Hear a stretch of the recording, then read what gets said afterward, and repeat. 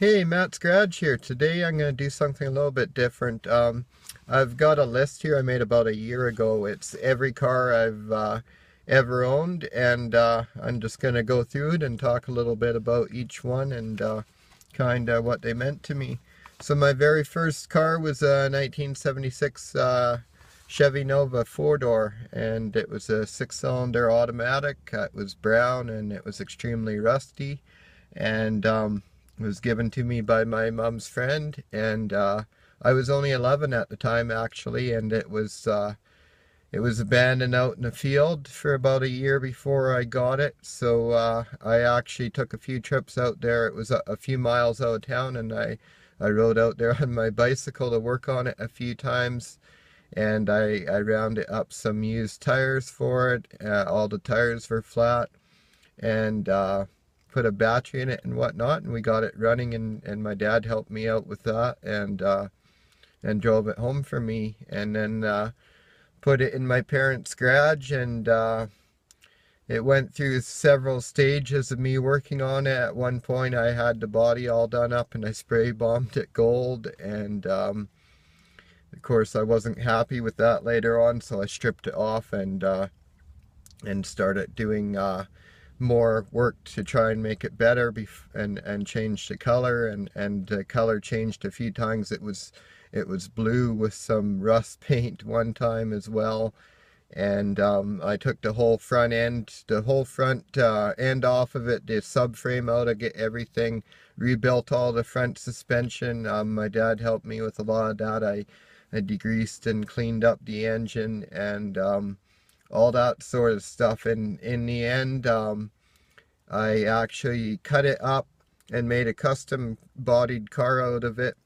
I shortened the wheelbase and turned it into a two-door and all sorts of crazy stuff. But I ended up moving in the process of doing all that. Like, I was about 17 by this time, and so I was moving out of home and getting into my first job and stuff, and I didn't have time to get that car finished. And I even tried to bring it along with me and finish it.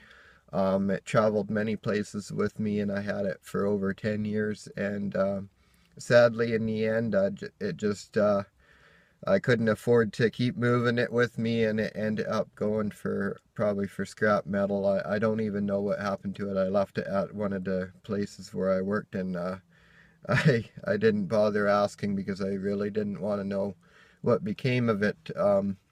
So sadly, yeah, I don't have my first car. When I got that car, I had a goal to keep it forever because everybody regrets getting rid of their first car. Um, I'm not sure if I regret getting rid of it. Um, Kinda, it would be cool to have it still, but I mean, I'm not like a huge fan of a 76 Nova four-door, and that one was a rather rough example. I do love Novas, like, a 69 Nova two-door or something would be really cool. Um, then my second vehicle officially was a 1980 Mercury Marquis. It wasn't a Grand Marquis, it was just a base model Marquis, and it had a 351 Windsor in it, which is an engine that's probably my favorite engine in the whole world. If I had to pick one, is a 351 Windsor. So that was what made that car cool for me even back then, because I grew up riding in a 351 Windsor powered car.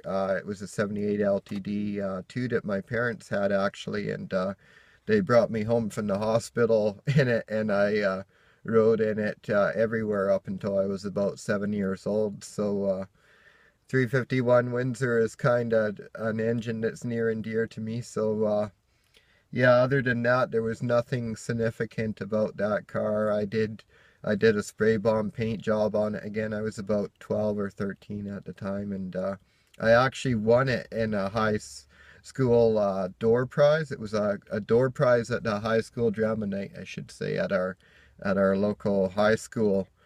And I didn't normally go to the drama night, but I heard that the grade 12 kids or whatever that were doing the drama class that were putting on the event had gotten this car off the local Ford dealer. It was like a junk car out back, and it didn't really run or anything, but they had gotten that to attract more people to come to the drama night that night at the school. It was just a little small town in Saskatchewan, Canada. So, a lot of people did probably go to get that car, and that's why I went as well. All the farm kids or whatever in the area would have been happy to get that car and just to rip around the field in or whatever. But I won it and I got it running. My dad helped me quite a bit with that. We rebuilt the carburetor and whatnot, and got that running. And eventually, I sold that to fund some other projects like the Nova I was still working on.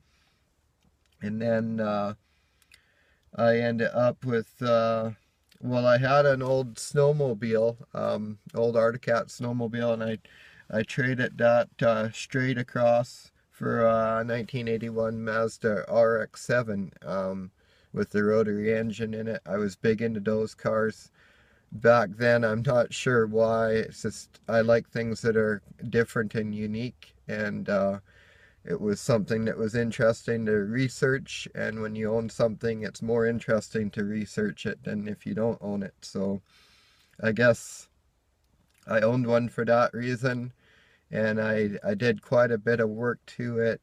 In fact, I did another spray bomb paint job on it. I was about 14 by then.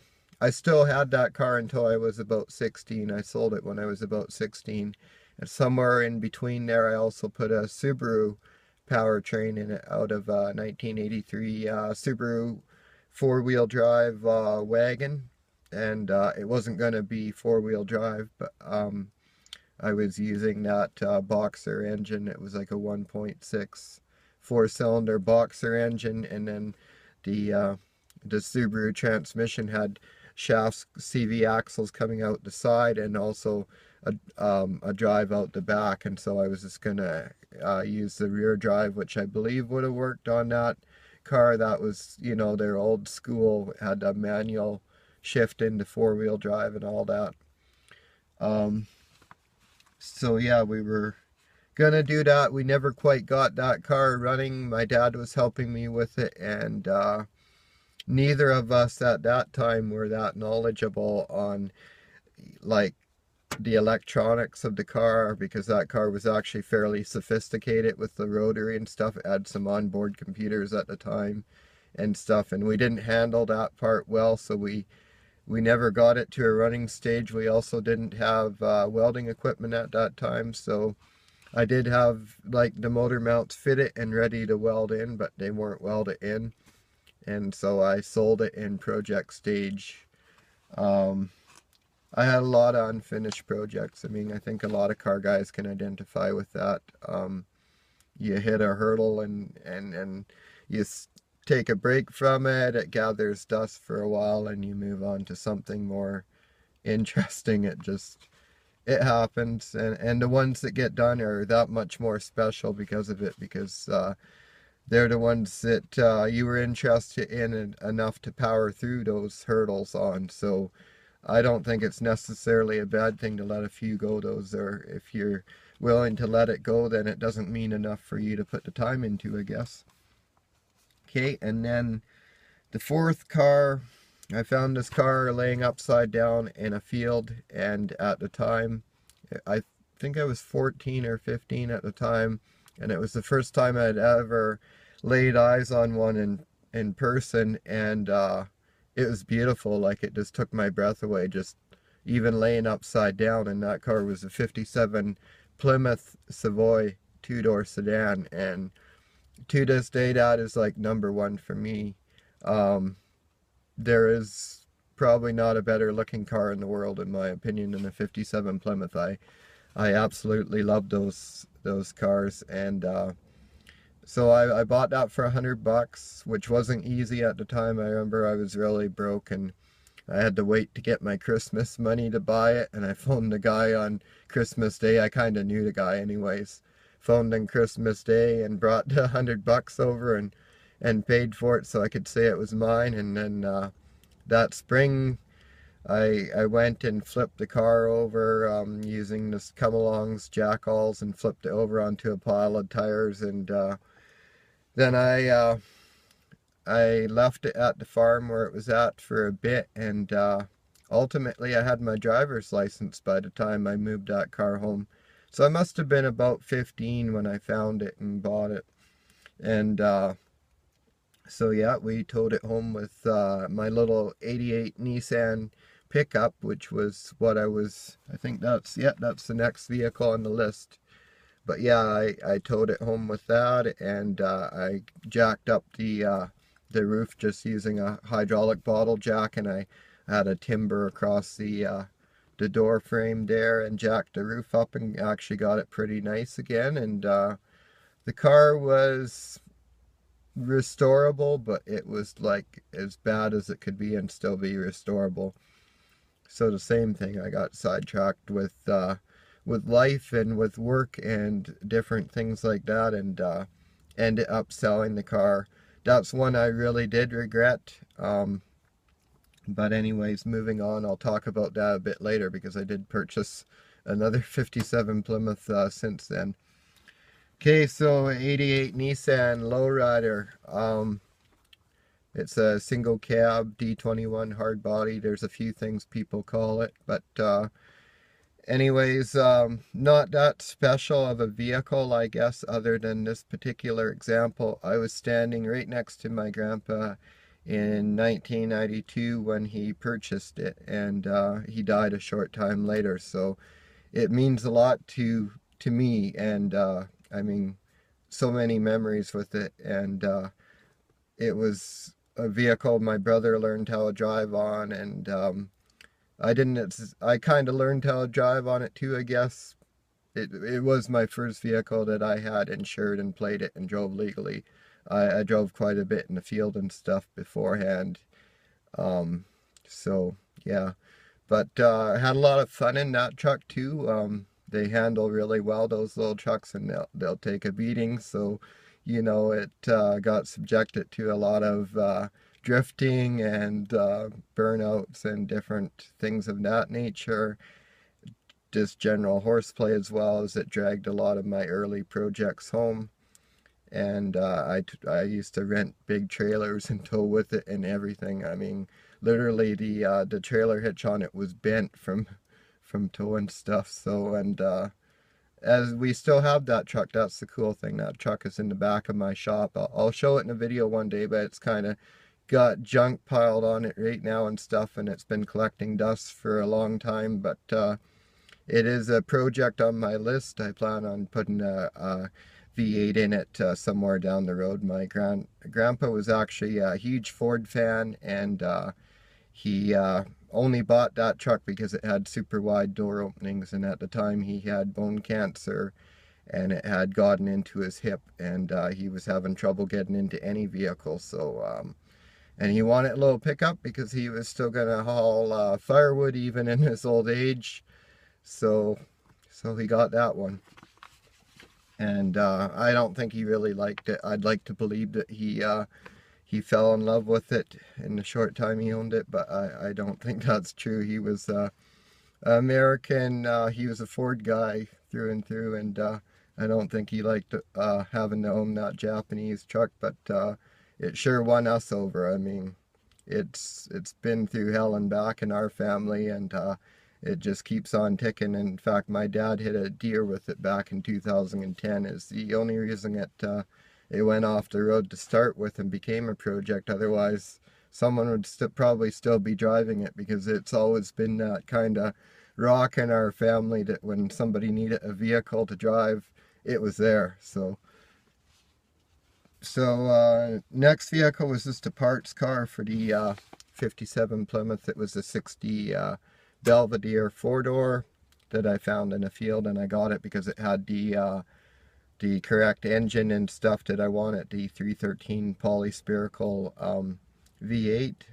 My Plymouth only had the flathead 6 in it still, so I really wanted to put that V8 in there as well. My differential was seized, so I wanted to get that and a few other things out of that 60, and I did. I salvaged all those out in the middle of a field, all those parts in the middle of winter with the '88 Nissan, and and brought them all home and had them with the car, and they at least got sold with the car, and the car was sold to a guy that owned another 57 Plymouth, so none of that was wasted.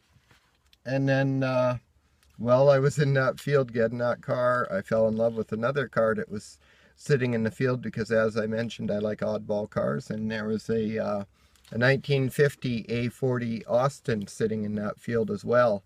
So I ended up taking that one home. I paid $45 for it, and then I believe the next car on the list, yep, is a 49 Austin, and that was a parts car for the 50 Austin. And kind of a cool story there is I got the parts car from Old Man on 8th Street in Saskatoon, Canada. And if you are from Saskatoon, you might remember there was an old Austin that sat by the side of 8th Street in Plainview since the mid-60s and all the way up until the early 2000s. I think around 2004 I got it off the guy and towed it out of there with my 88 Nissan. And so yeah, I removed the landmark from Saskatoon, Canada. That's my claim to fame there. And that old guy, he actually gave the car to me. He as well had stripped down 4 other Austins, I think 3 or 4 other Austins in the early 60s that he bought complete. Stripped them down for parts, put all the parts in boxes, bins, and tobacco cans in his basement and stored them.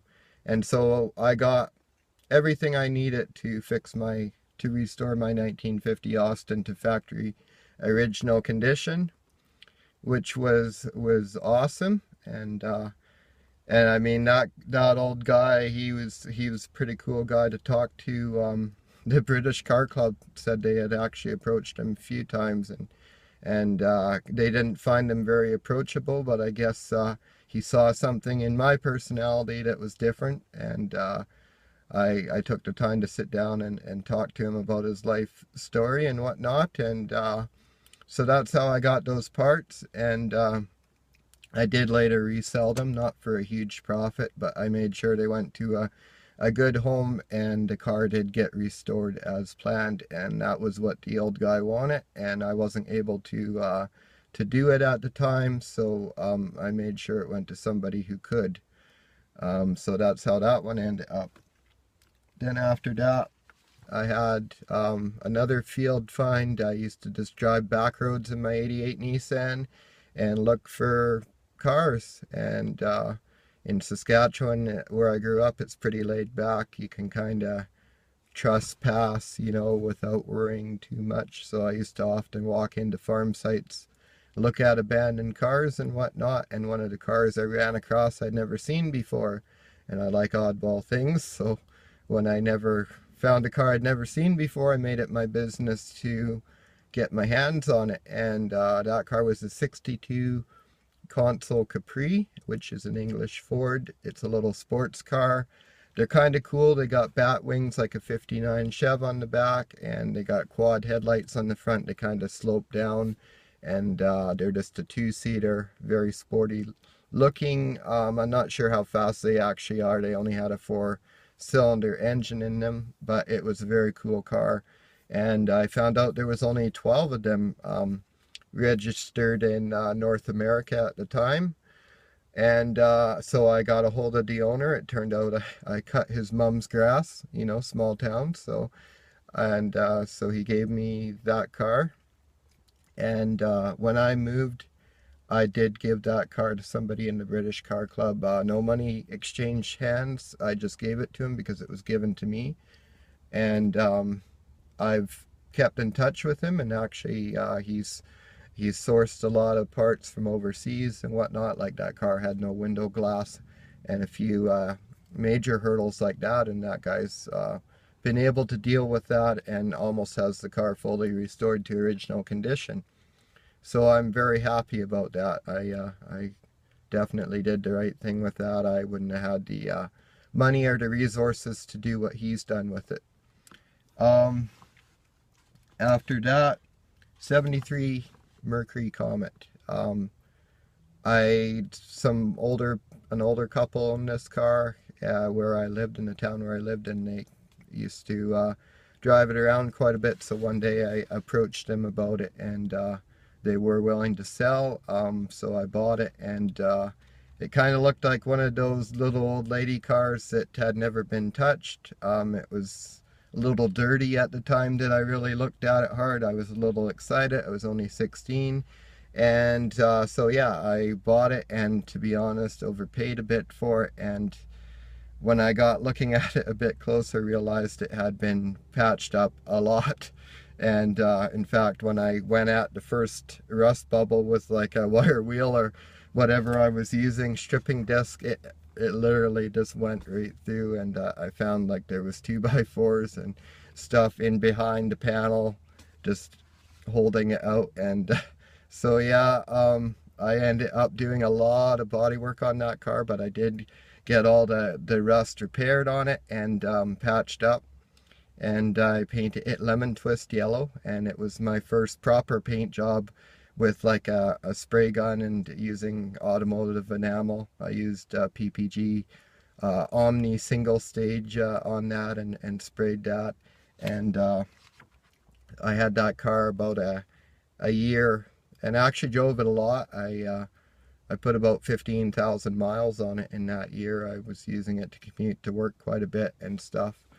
But it was a persnickety beast in the wintertime. The heater didn't work good and didn't like to start and didn't like to idle, etc., etc. And so I eventually moved on from it as well. I had an early 80, a round headlight, early 80 Chevy square body truck. It was a two-wheel drive long box truck, and like a C10. And I did quite a bit of work to it, but got caught up in the process of moving, and so I ended up using the 85 Chevy parts truck, which was the next vehicle I bought. It was same thing, two-wheel drive long box. Had a 305 and a 4-barrel Quadrajet on it, and a turbo 400 automatic. And that was going to be my parts truck to resurrect the 80, because I really liked that early round headlight look. And I got caught up with a move and ended up just packing up the 85 with all my tools and stuff and using it to move. And I unfortunately left that 80 behind and just kind of scrapped it. After that, I had a 97 Pontiac Sunfire. I thought they were cool looking when they came out. I didn't know they weren't that great of a car. They're not that great of a car, unfortunately. They're rough riding little rattle traps that everything falls off of, and then they blow the head gasket and strip all the gears out of the transmission, in my experience. Of course, I wasn't too easy on it. You know, I was a teenager, and I drove it as such. But I bought that car with a salvage title. It was completely smushed. I don't know the history of the accident, but it looked like it hit literally T-boned a semi. Like there was big rubber marks on the front of it, and the frame rails were bent 45 degrees. As a result, I got it really cheap because I believe it was supposed to be spliced to be repaired, and I straightened it in my driveway with a torch and my 88 Nissan and a chain. So I don't know if I did it properly, but it got straight and it passed the inspection to go back on the road and get its clean title again. Unfortunately, it wasn't a great car, and so I parted ways with it about a year later. Then I had a 1980 Malibu, just for a parts car. I bought it just for the wheels, actually. And I used the wheels on my Nova. I paid $100 for it. I sold it for $50 after I swapped wheels with my Nova. So that worked out nice. I only had it about a week. Like I literally just got it and resold it. And then I had a 76 Plymouth Volare wagon. That was a crazy idea I had early on to customize my 76 Nova and make it into a station wagon, which I still think could be cool if done right, but I certainly didn't have the tools or the skills to do it right at that time.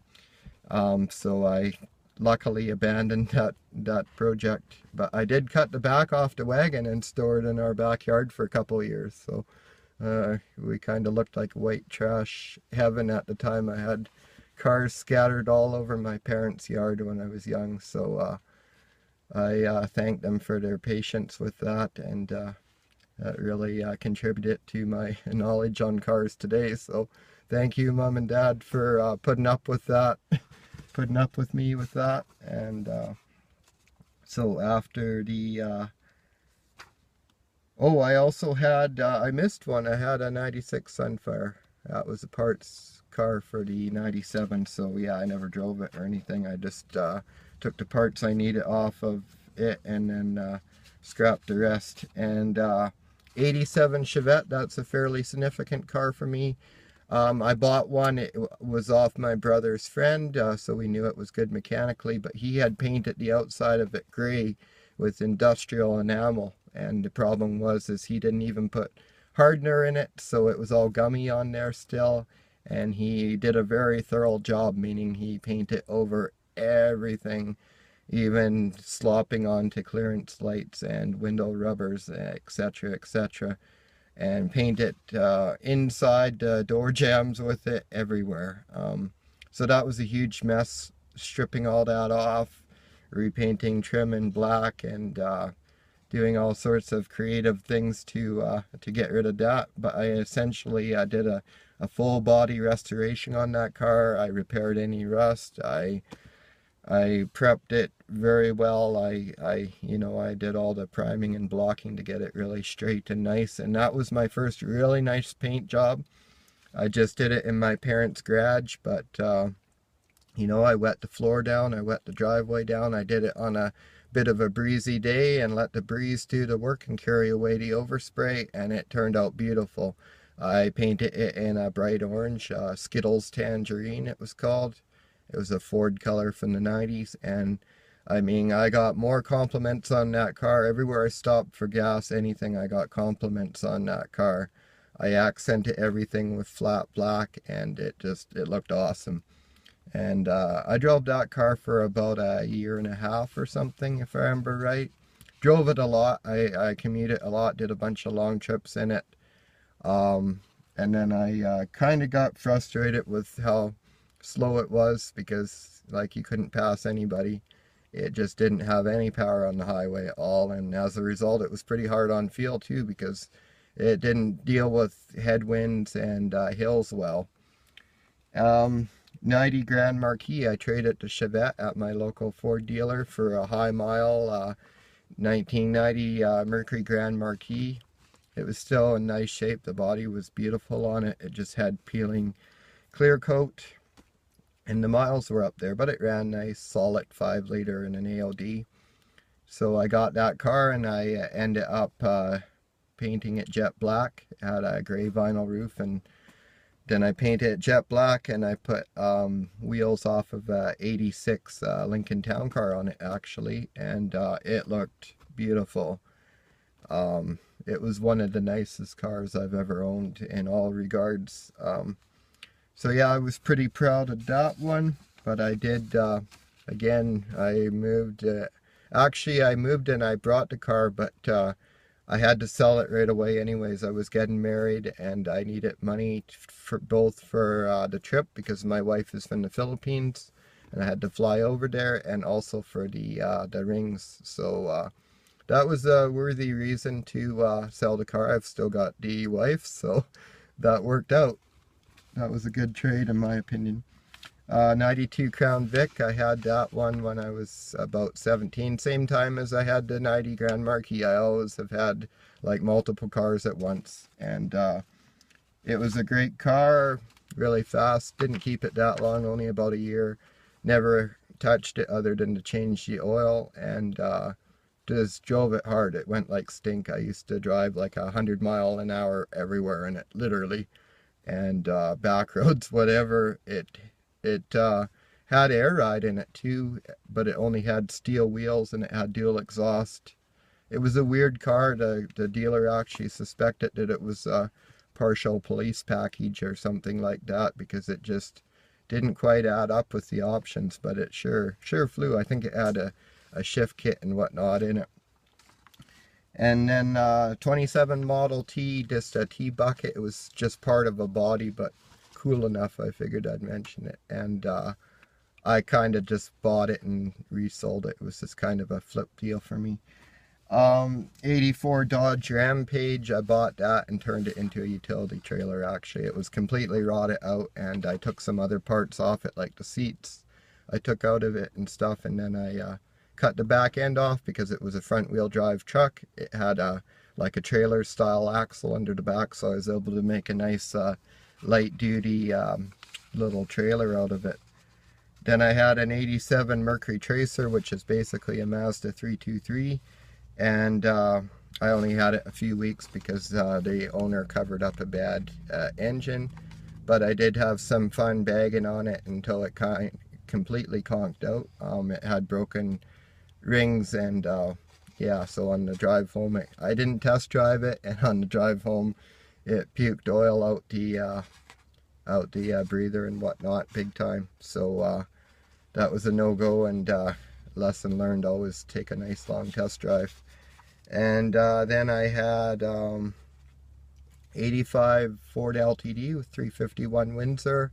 Nice car, had that about 6 months or something, but it was real high mile. I didn't want to put any money into it and needed a few things, so I let the timing chain go on it. I mean, I knew it was going to break, and it broke. I kept having to reset the timing like every few days to keep it running, and eventually, you know, it let go. So that was that, and I scrapped it, had it towed to the nearest auto wrecker, where I unfortunately bought my next car, an 86 Oldsmobile Sierra. Again, didn't test drive it, stupid me. They were about ready to close, and it was a $300 car, and I just wanted to get in it and drive home, and it broke down halfway home. So yeah, kind of scrapped that one right away and wrote that off as a loss. Then I got a 99 Ford Taurus wagon, financed that car. It was fairly new at the time, fairly nice. Wasn't a very good car for me, ended up having quite a few problems, and eventually had my one automobile accident where I actually just hit a deer, so it wasn't considered my fault, but I did total off that Ford Taurus and got paid out, so I did okay on it in that sense because I drove it for over a year and then got my insurance settlement. And then I moved on to my first Neon, which is actually a 2005 Dodge Neon in burnt orange. Had a 5-speed and a black interior. It was a pretty nice little car. It was only a year and a half old, and it was a low mile lease return at the time. But I took a high interest loan at the time, and I was had a lot of other debts, and some other life plans didn't work out, and I surrendered it back to the bank. So that was kind of the beginning of the end for my credit rating. Then I had an 87 Cadillac Sedan DeVille. I really liked that. Had it about a year and a half. It was a real beater. It was actually a car that was rolled at highway speed before I got it, and plus it was miled out, so had 235,000 miles on it, and rolled over, and one of the doors didn't open, and the brakes didn't work good, and it was a death trap on wheels. But I drove it for a year and a half because I like to live dangerously, and or I did back then anyways. Then I had maybe the coolest car I've ever had, 81 Mustang hatchback. I found it in a field behind the shop where I worked, bought it off my boss along with a blow-in 302 that was sitting on the shop floor, and I wasn't nearly as mechanically inclined as I am now back then, and yet I tackled a full drag racing, bracket racing car build, like a weekend warrior sort of car, and I really did it. I pulled it off in 2.5 months, rebuilt the motor start to finish, every nut and bolt myself, and put a good used tranny in there. Did all the body and paint work on the car and a whole bunch of rust repair. It wasn't beautiful, but I got it all done, and you know, basically built my race car in 2.5 months, and even till now I'm very proud of that achievement. Even if it wasn't, you know, a very clean or nicely built car, it was, you know, reliable and running, and I drove it daily, and I did race it out at the track. It ran 15.6 at 90 mile an hour, so it wasn't lightning fast, but at the time it was, you know, it was a lot of fun, and I'm happy I did that, and it kind of brought me to where I am now. So then 94 Mercury Topaz, same boss I bought the Mustang off of actually gave me that car after I'd already given notice. Super cool guy, obviously, and I had sold the Mustang, and my bloody Cadillac broke down, which was what I was driving, and so I gave him the brand new battery out of the Cadillac, and he gave me the Topaz. And yeah, so I drove that for a little while until I moved to the Philippines briefly to live with my wife while her papers were being processed to move to Canada. And while we were there, I had a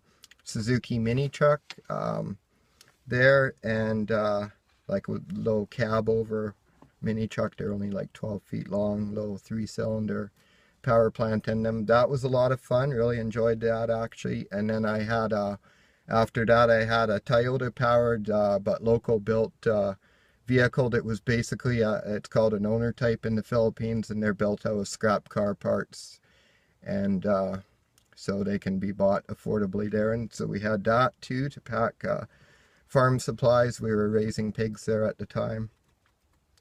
And then I had an '01 Hyundai Accent that I bought for a commuter car, and it blew the automatic transmission after about 6 months. But I had put a lot of miles on it in that time. And then I sold it with the blown transmission. I actually did quite well on it, believe it or not, selling it like that. And bought an '09 Accent, brand new at the time, my only brand new car ever. And I did like that body style of Accent from '07 to '09 or whatever there. And so I bought that '09, and it was in the middle of the recession at the time, so it was really affordable. And I was commuting a lot. I didn't have time to work on anything, so I just bought that. Then at the time I was working in auto body, and I wanted a project car to work on at work, and I got a '87 Mustang notchback, and I put the engine and everything out of my '81 in there. That's kind of a complex story. Like when I got rid of the '81, I sold it to a friend, and then my friend was later trying to resell it, and the car got hit on the sales lot by a drunk. He got it back through insurance. I bought it off him, and then I built my '87 with the parts. So that's how that works. And I had it for quite a while until I later traded it for another car, which I'll soon get to. '04 Dodge Durango Limited with the 5.7 Hemi, which later gave us problems. A lot of stuff gave us problems. I don't want to talk about that one too much. I'm bitter about it still. It wasn't a very good vehicle. I loved driving it, but it ended up being kind of a maintenance nightmare. So we ended up parting it down actually, because we were still making payments on it at the time. I sold the parts. I was gonna rebuild the shell into something else, repower it with a Ford powertrain. Never got that done. Another one of my unfinished projects. '89 Ford E250 work van, bought for $400. Drove it for 3 years, and that's all. Was the donor vehicle for the hot rod Lincoln. I'm just gonna start the car here. Holy, I need some air conditioning. It's another hot day here. So, where were we? '89 Ford van. Yeah, that was not much to say about that. I mean, it was actually one of the best vehicles I've ever owned, and it lives on in the hot rod Lincoln because it was the donor vehicle for it. The next vehicle, '63 Ford Cabover, like a 5-ton big truck. Kind of bought that one on a whim. Didn't really have a good use for it, but I was gonna fix up the truck and then come up with the use for it. Maybe start some sort of business out of it. Never got that done. Sold it to a good home. 92 Ford E250 or E350 van, a 1-ton van. Never really did much with that. I put a couple thousand kilometers on it, but it was mostly just a parts vehicle. And then I had an 89 E150, a half-ton van, and that was a parts vehicle. I showed the engine out of that in one of my other videos, and I've used a lot of parts off it in different projects.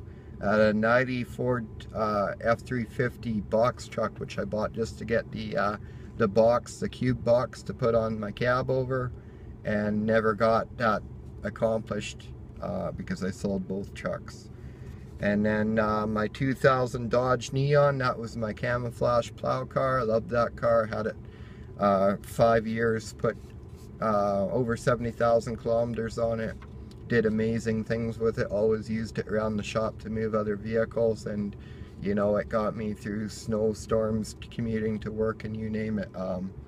That car was awesome, and as a result, I love Neons no matter what anyone thinks. I think they're great cars. If you know a few simple things to maintain on them and keep the maintenance up, they will serve you well. 82 Dodge Ram 250 van, another work van I had. Didn't like that one very much. It was useless in the snow, and so when I started having some engine problems with it, I sold it and moved on. 86 Dodge Ram 350 van, I bought that for parts for the 250. I like buying parts vehicles. I had a 52 International L110. That truck was going to go on the Durango frame actually, and be a resto mod.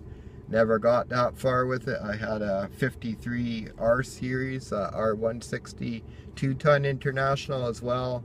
That was intended as a parts vehicle.